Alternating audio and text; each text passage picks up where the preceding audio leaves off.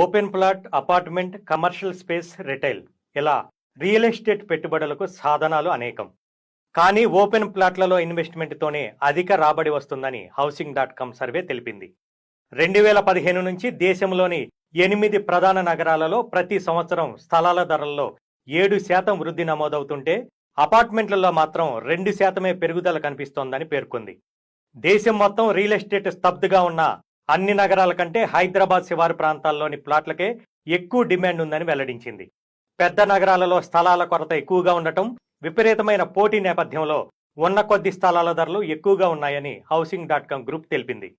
Corona మహమ్మారి సమయం నుంచి ఓపెన్ ప్లాట్లకు డిమాండ్ ఏర్పడిందని, అందుకే నగర శివారు ప్రాంతాలలో బడా డెవలపర్లు ఓపెన్ ప్లాట్ల వెంచర్లు, వ్యక్తిగత గృహాల ప్రాజెక్టులను చేపడుతున్నారని, దీంతో డిమాండ్ విపరీతంగా పెరుగుతుందని పేర్కొంది.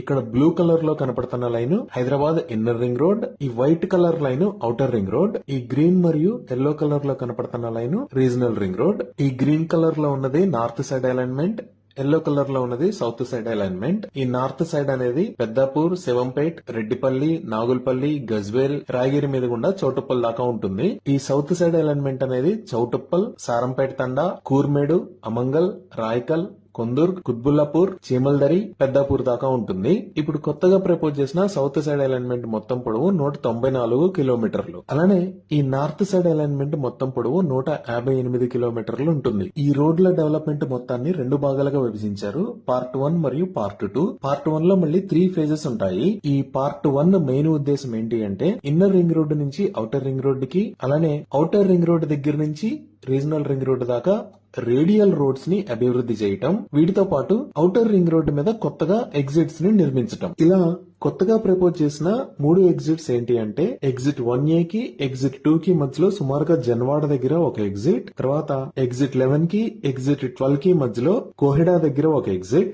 ఏమిటో ఆంజనేయులు, మరీ నయా పైసా తీసుకోకుండా 2 ఎకరాలు రాసివ్వడం అంటే కొంచెం బాధగా ఉంది. ఓకే, ఇది ఉంచండి.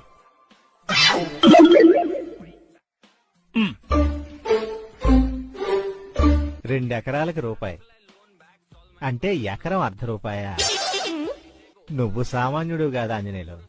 రింగ్ రోడ్డు అలైన్మెంట్ మారి మీరు మాకిచ్చిన 2 ఎకరాల పక్క నుంచి వెళ్ళింది.